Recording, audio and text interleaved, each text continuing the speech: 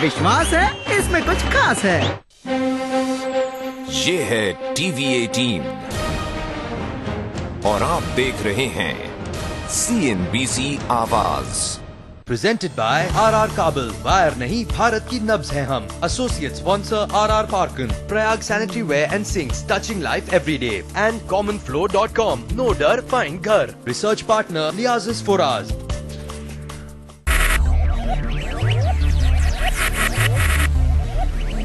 Focus, ideate, innovate, enable.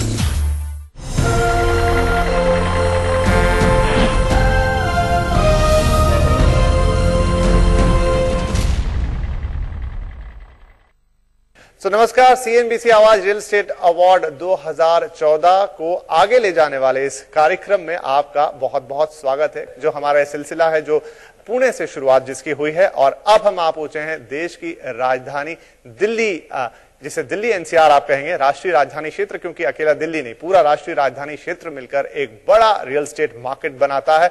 देश का सबसे बड़ा रियल एस्टेट मार्केट भी आप इसको कह सकते हैं जहां तक क्षेत्रफल की बात है। तो आज इसी दिल्ली NCR मार्केट के बारे में बात करेंगे और जो सरकार का एक बड़ा विजन है कि 2022 तक सबको घर देने की, सबको घर देने से मतलब है कि हर परिवार के, देश के हर परिवार को घर देने की कोशिश होगी। तो उसे लेकर सरकार के क्या प्लान है, स्मार्ट सिटीज की बात हो रही है, वो कैसे बनेगी, तो एक बड़ा क्षेत्र है जिसे आज हम चर्चा में लेकर आएंगे। तो आइए इस चर्चा की शुरुआत करते हैं। इस चर्चा में आज हमारे साथ शामिल हो रहे हैं दिल्ली NCR के तमाम रियल एस्टेट एक्सपर्ट्स और गणमान्य डेवलपर्स। आइए मेरे साथ उनका स्वागत कीजिए, आपका तारुफ उनसे मैं करा दूं। हमारे साथ रोहित राज मोदी साहब हैं, डायरेक्टर हैं आशियाना होम्स के और प्रेसिडेंट हैं क्रेडाई NCR के। हमारे साथ नवीन M रहेजा हैं जो कि CMD हैं रहेजा डेवलपर्स के, साथ ही आप चेयरमैन हैं नरेटको के।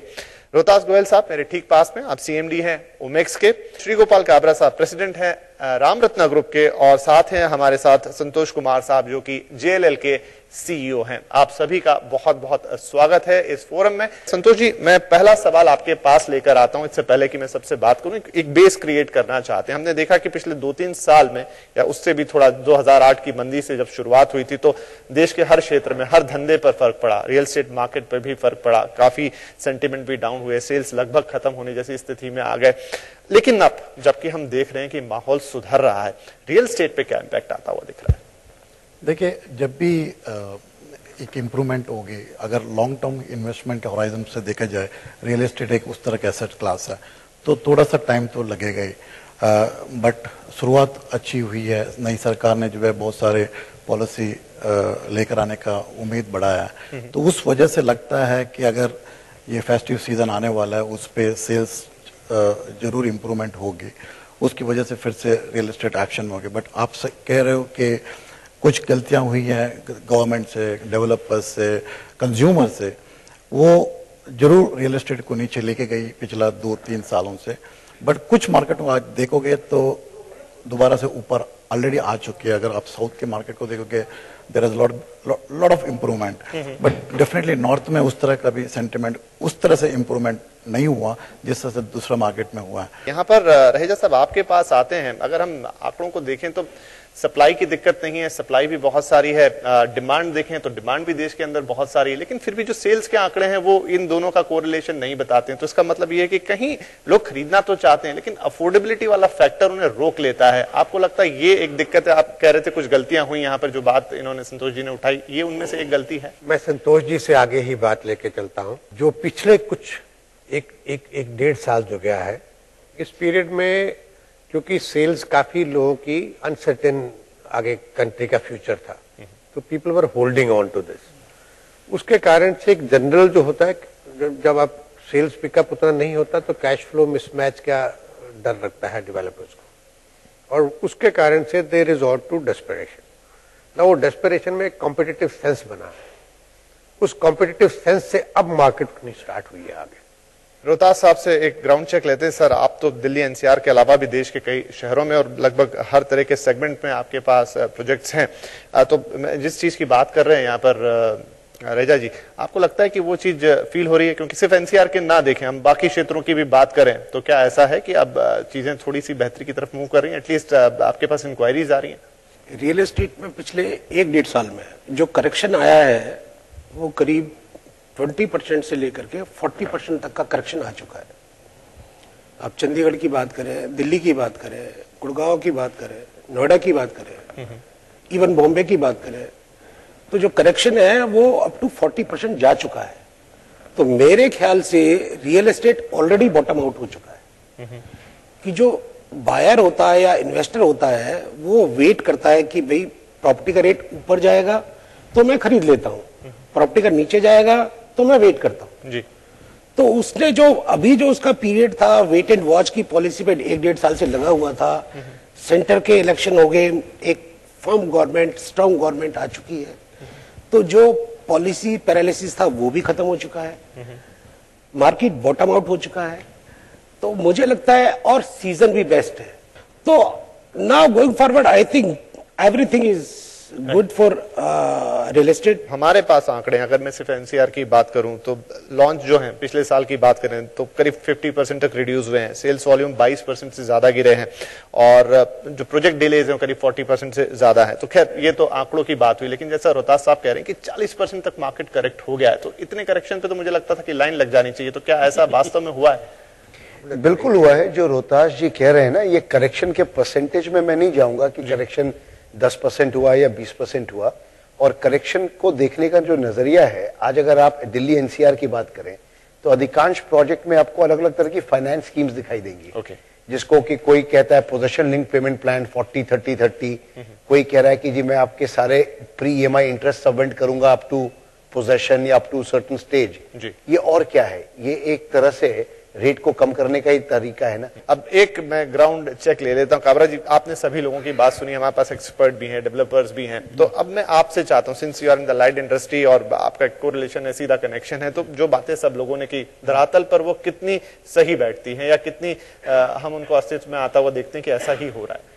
देखिए, सबसे पहले अच्छी बात है कि जो 4 साल से कमर्शियल मरा हुआ था, लिटरली यानी बॉम्बे की भाषा में बोला जाता है ना, कमर्शियल स्पेस में बिल्कुल ही बिजनेस नहीं हो रहा था, तो उसका मूवमेंट शुरू हुआ है। तो सबसे खराब की एक अच्छी शुरुआत हुई, पहली बात तो एक। और क्या होता है कि जैसे एक ऑफिस एरिया 5 लाख फुट चलता है तो पीछे उसमें नौकरी करने वाले इतने आते हैं कि उसके पीछे रेसिडेंशियल चलता है, साइकिल है।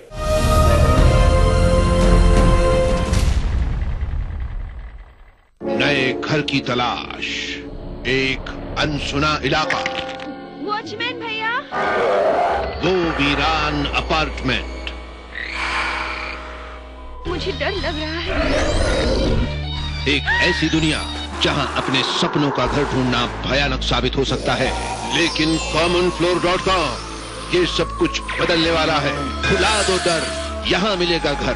Download the common floor app, begin search, choose property, check details and call directly.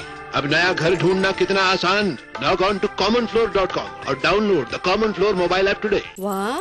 अरे भाई, इनके पतिदेव ठहरे इन्वेस्टमेंट बैंकर, इनके लिए डायमंड इयररिंग्स क्या चीज है? अबे साले, लॉयर मैडम घर चला रही हैं। आहा, so you're the man of the house. Even better, I'm the woman of the house. Nai Roshni, नया विश्वास, पीसी ज्वेलर, नए जमाने के हीरे। मुझे ना सब स्कूल में मोटू बुलाते हैं, ट्यूशन में भी मोटू बुलाते हैं, प्लेग्राउंड में भी मोटू बुलाते हैं। सिर्फ ये मुझे नहीं खिलवाती है, ये मेरी बेस्ट फ्रेंड है। तूने आज लंच में क्या खाया था? बटर पनीर। ऐसी दोस्ती अगर एक बैंक निभाए तो IDBI बैंक, 50 साल दोस्ती की। हर दिन चढ़ते बाजार वाली, जबरदस्त स्टॉक्स की बौछार वाली, सोने की चमक वाली, चांदी की खनक वाली, सही प्रॉपर्टी की पहचान वाली, कंज्यूमर की मुस्कान वाली, नई कार वाली, बहुत सारी खुशियों वाली, बहुत सारी समृद्धि वाली, बहुत सारी तरक्की वाली। हमारे साथ होगी आपकी जबरदस्त दिवाली। CNBC आवाज की तरफ से आप सभी दर्शकों को दिवाली की हार्दिक शुभकामनाएं।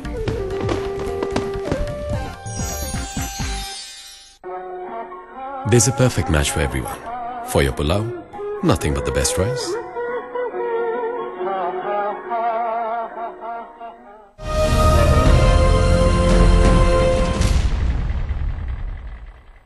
यहाँ पर संतोष जी, हमने देखा कि जैसी मतलब सरकार आई और बजट के साथ ही अनाउंसमेंट, मेरे ख्याल से पिछले 3-4 साल में रियल एस्टेट को लेकर इतने अनाउंसमेंट एक पीरियड के अंदर नहीं आए। चाहे आप कह लें कि एफडीआई नॉर्म्स की बात है, जो आपका जो मिनिमम एरिया है या मिनिमम कैपिटल है उसको रिड्यूस किया है, या फिर रीट्स का अनाउंसमेंट कर दिया है, इंफ्रा रीट्स का अनाउंसमेंट कर दिया है, टैक्स एग्जेम्पशन को 1.5 से बढ़ा के 2 लाख रुपए कर दिया है, स्मार्ट सिटीज के लिए एक बजट एलोकेट कर दिया है।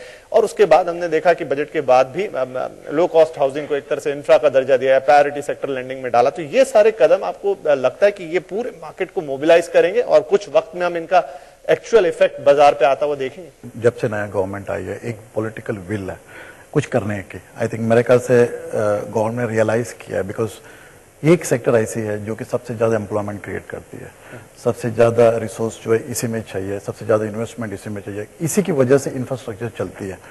उस वजह से मेरे ख्याल से गवर्नमेंट की प्रायोरिटी जो है रियल एस्टेट के ऊपर जरूर आएगी।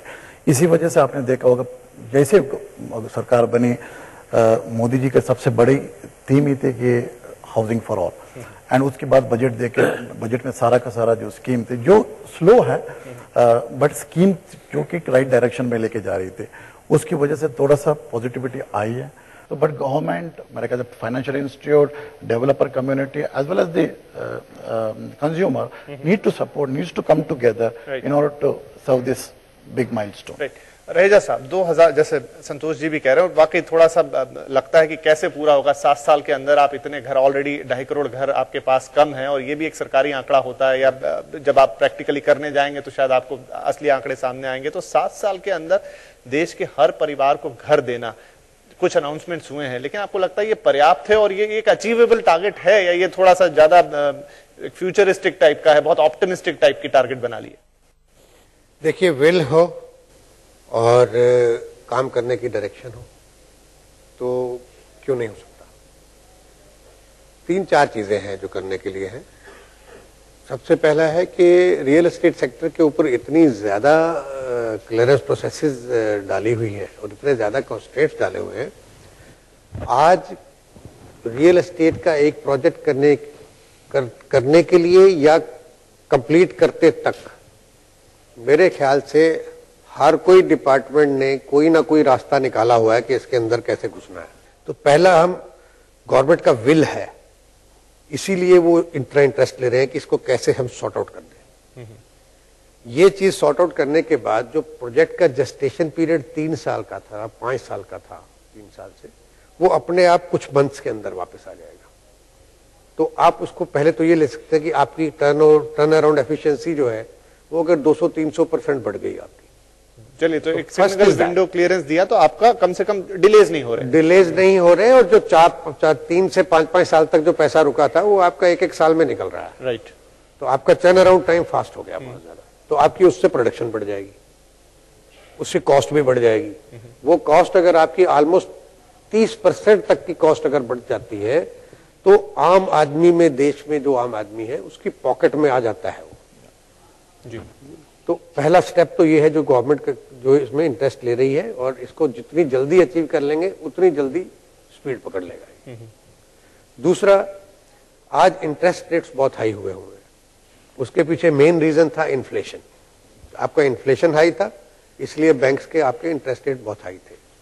आप देखें कि नई गवर्नमेंट आने से आई डोंट नो, और ऊपर से क्रूड ऑयल का प्राइस नीचे गिर गया है, तो उस कारण से आपका इन्फ्लेशन रेट जो है वो कम हो गया है। तो उसके कॉरस्पॉन्डिंगली इंटरेस्ट रेट भी आगे आने वाले दिनों में आप देखेंगे कि अपने आप करेक्शन में आ जाएंगे।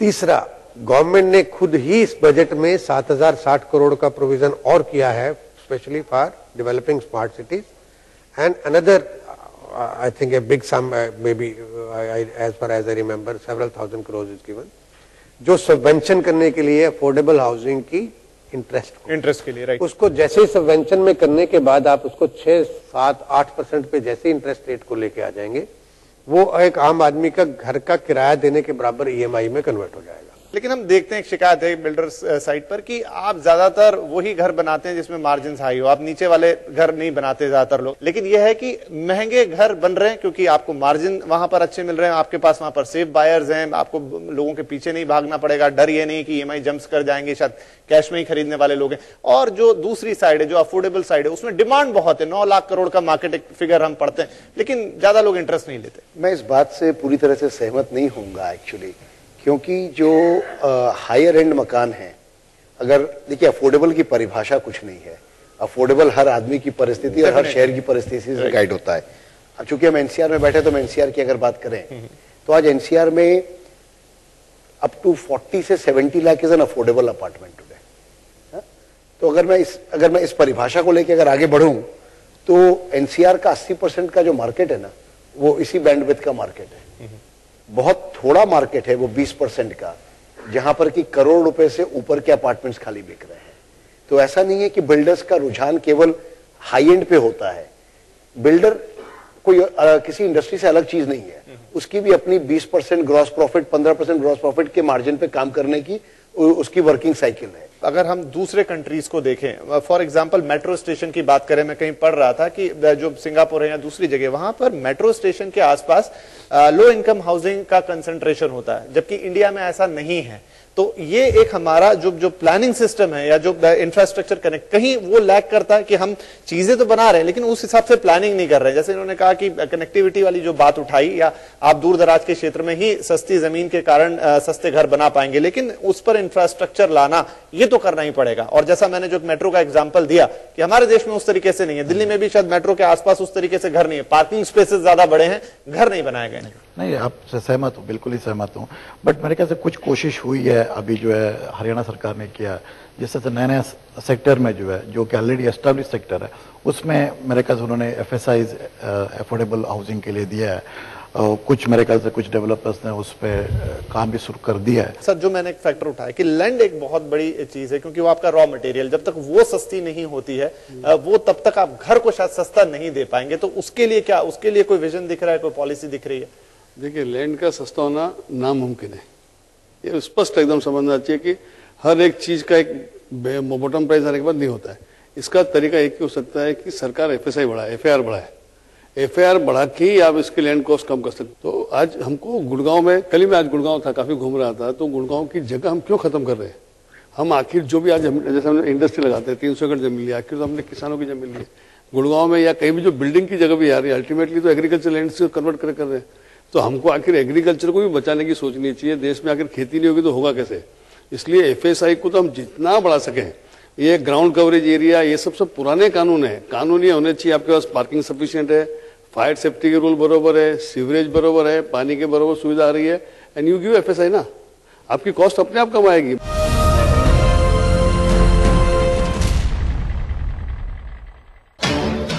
मिताशी LED TV अब घर लाइए शाही मनोरंजन।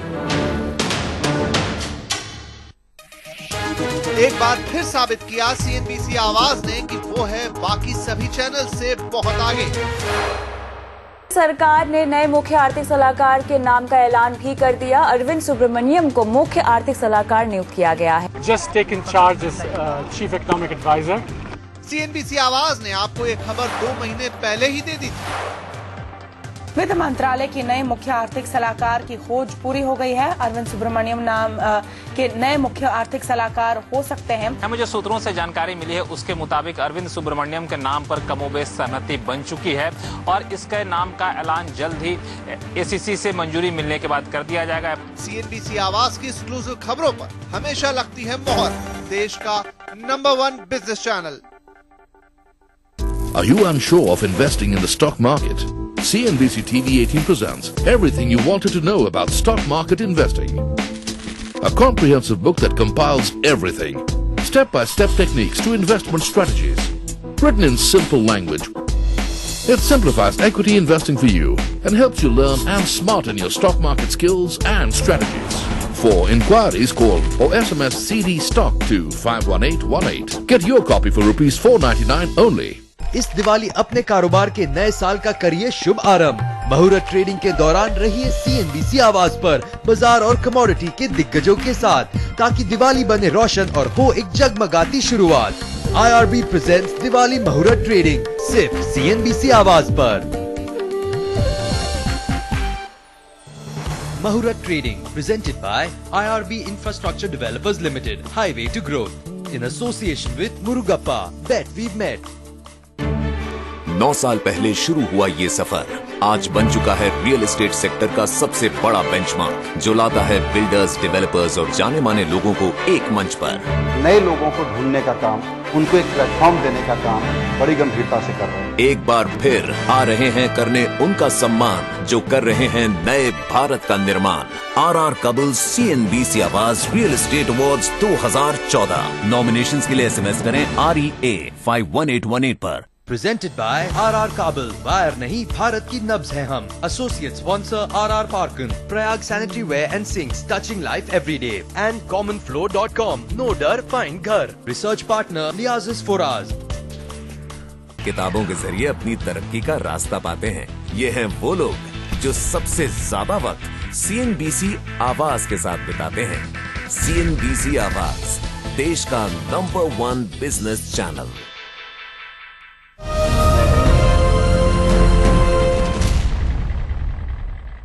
दिल्ली में भी स्लम रीडेवलपमेंट चालू हो गया और आप भी उसके अंदर है, और हमारे पास जो आंकड़े हैं उस हिसाब से कुछ 6 करोड़ से ज्यादा लोग आज स्लम्स में रह रहे हैं। 2030 तक ये 12 या 15 करोड़ तक पहुंच जाएगा। तो इसको भी रोकना है। स्मार्ट सिटीज की बात हो रही है, वो भी लेकर आना है, जो स्लम फ्री सिटीज बनाने की बात कर रहे हैं। और अर्बन पॉपुलेशन 2060 तक जो होगी, जिस तरीके से लोग आ रहे हैं शहरों के अंदर, वो करीब 60 करोड़ के आसपास पहुंच चुकी होगी। तो ये सारी जब चीजें एक साथ आएंगी तो किस तरीके से आगे बढ़ेंगी? क्या सर का कहना है कि हॉरिजेंटली जिस तरह जाए, या फिर FSI या FRR बढ़ा के आगे जाए? देखिए, मैं सिंपल बात जानता हूं, घर किसके लिए होता है? आदमी के लिए बनता है जी, खरीदार के लिए बनता है। आदमी के लिए घर बनना चाहिए, आदमी की रिक्वायरमेंट के हिसाब से। ये area to area different budgets होते हैं, डिफरेंट रिक्वायरमेंट्स होती हैं, सब कुछ डिफरेंट होता है। अभी क्या होता है कि हम अपनी NBC कोड और अपनी बुक्स और आर्किटेक्चरल बाईलॉज के ऊपर बैठ के उनके अकॉर्डिंगली सारा कुछ करते हैं।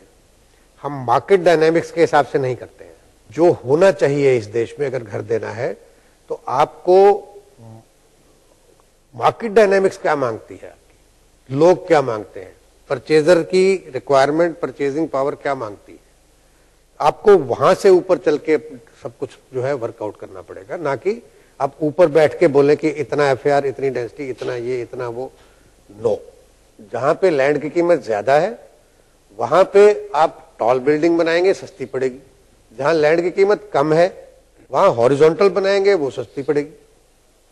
तो ये तो instead of leaving it to books, leave it to market. Right. तो अब इन्हीं सारी दिक्कतों के चलते जो गवर्नमेंट कंसेप्ट लेकर आ रही है स्मार्ट सिटीज, जिसकी आजकल चारों तरफ बात हो रही है, हालांकि थोड़ा कंफ्यूजन भी है लोगों की स्मार्ट सिटी होगी कैसी। एक कंसेप्ट नोट जरूर आ गया गवर्नमेंट की तरफ से, लेकिन फिर भी अभी ये देखना बाकी है कि वो क्या पूरी तरह से 100 नए शहर होंगे, या फिर जो मौजूदा सिटीज है, जो हमें देख के लगता है वो यही कि मौजूदा सिटीज को ही डेवलप किया जाएगा। वहां पे स्मार्ट सिटीज के जो उन्होंने क्राइटेरिया रखे हैं कि आपके पास स्मार्ट कनेक्टिविटी होनी चाहिए, आपके पास स्मार्ट इंफ्रास्ट्रक्चर होना चाहिए, उसके अंदर फिर बहुत सारी और दूसरी बातें हैं। तो रोहित जी, स्मार्ट सिटीज की, और दिल्ली NCR भी उस स्मार्ट सिटी के अंदर है, जहां पोटेंशियल बनेगी। उन्होंने अलग अलग सिटीज को आइडेंटिफाई किया है कहां पर बनाना है। तो अब ये जो 100 नए शहर आने वाले हैं, इसके लिए कुल जैसा रहेजा जी ने कहा कुछ 7,060 करोड़ रुपए का, आई थिंक तो ये तो एक गैप फंडिंग है, इतने में तो नहीं हो पाएगा, और कुछ 9 लाख करोड़ या 10 लाख करोड़ की टोटल 20 साल में आवश्यकता होगी। आपको लगता है कि ये एक सॉल्यूशन होगा? जो सारी बातें इतनी देर से हम डिस्कस कर रहे हैं, रोहतास जी ने भी जिसके लिए कहा, रहेजा जी ने भी कहा, वहां ये सॉल्यूशन होता हुआ नजर आएगा? क्या विजन है? स्मार्ट सिटीज दोनों तरह के होंगे, कुछ ग्रीन फील्ड होंगी, कुछ ब्राउन फील्ड होंगी। जो एग्जिस्टिंग शहरों को रीबूट किया जाएगा, जहां पर इंफ्रास्ट्रक्चर बहुत क्रम्पल कर चुका है, और बेसिक कॉन्सेप्ट, जैसा कॉन्सेप्ट नोट भी कहता है, is about connectivity and a lot of smart infrastructure, environmental friendly, लोग आराम से वॉक टू वर्क कर सकें, and those kind of concept. तो उसमें ये देख के तो लगता है कि नए शहर, नए एक्सपेंशन डेवलप करना ज्यादा आसान होगा। तो इसलिए ये काम अधिकतर तो आउटस्कर्ट्स पे होगा, और जहाँ पे पूरे ग्रीनफील्ड शहर बसाए जाएंगे उसमें होगा। विजन बहुत अच्छा है, क्योंकि अल्टीमेटली हम जितने पॉपुलेशन को हमको सेटल करने की बात कर रहे हैं, जो इंडस्ट्रियल ग्रोथ को हम टारगेट कर रहे हैं, वो अगर हम अचीव करते हैं तो वहां पर रहने के लिए भी उस क्वालिटी लाइफस्टाइल को भी देना पड़ेगा, ना केवल कि मकान हो, उसमें एक रिहाइश की भी एक मिनिमम स्टैंडर्ड हो कि वो आदमी का हेल्थ, एनवायरनमेंट, सेफ्टी, उसकी खुशी, उसकी हैप्पीनेस नहीं मर जानी चाहिए कि वो एक मकान तो मिल गया लेकिन मतलब बाहर कूड़ा, गंदगी, झगड़े, झंझट, फसाद सारी हो। So that is the basic essence behind smart city. Kabra ji, आपकी क्या इस पे राय बनती है? जो सरकार जिस तरह की कोशिश कर रही है, अभी स्मार्ट शहर का खाका उन्होंने रख दिया है, कोई टाइमलाइन तो इसके लिए नहीं दिया गया है, लेकिन शुरुआत जरूर हो जाएगी 2-3 साल के अंदर जैसे ही कंसेप्ट नोट को आप कार्यान्वित करेंगे। लेकिन आपको लगता है कि जो अचीव करने की कोशिश कर रहे हैं वो अचीव हो सकता है? उस हिसाब से चीजें जैसी आपको कंसेप्ट नोट में दिखाई जा रही है बन पाएंगी? बिल्कुल नहीं, स्मार्ट सिटी का ऐसा है कि पहले तो एक योजना बन रही है इसमें, और इसमें 3 एजेंसी इन्वॉल्व है। एजेंसी क्या रहेगी इसमें, यानी केंद्र सरकार और म्यूनिसिपैलिटी, तो तीनों का कॉम्बिनेशन बैठा के इसको करना चाहिए, जरूरी है और करेंगे भी।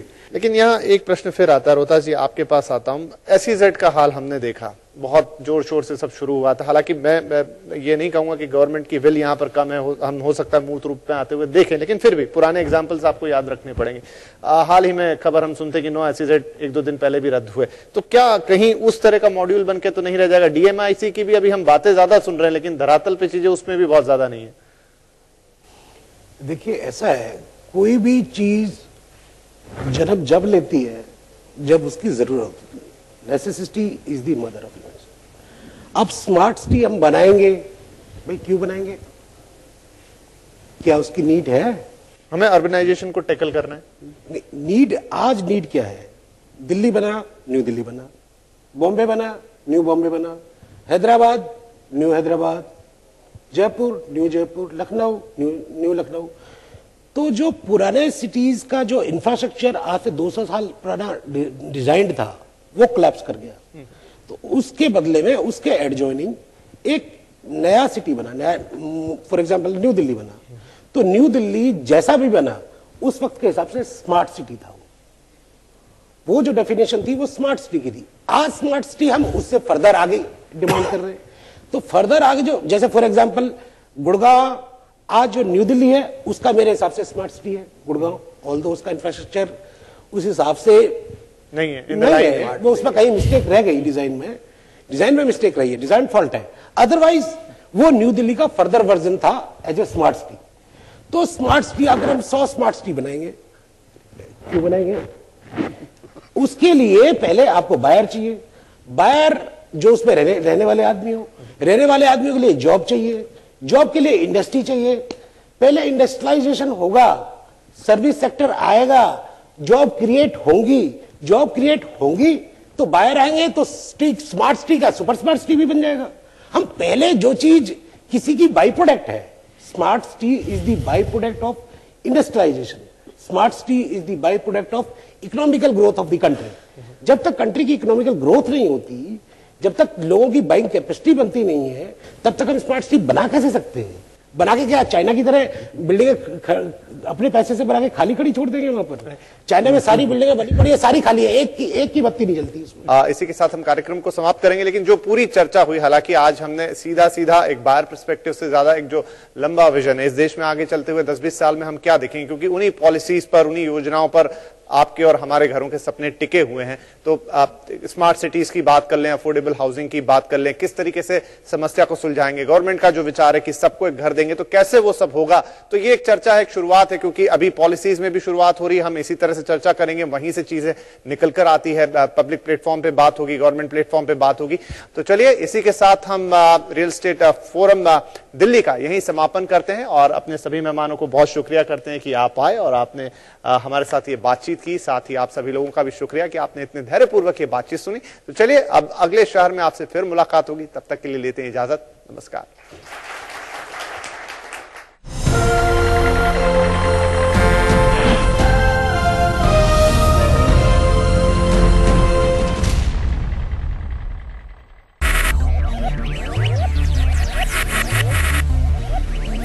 Focus, ideate, innovate, enable. Presented by RR Kabel, wire नहीं भारत की नब्ज है हम। Associate sponsor RR Parkin, Prayag Sanitary Ware and Sinks, touching life every day, and commonflow.com, no डर find घर। Research partner Liazis Foraz। वाह।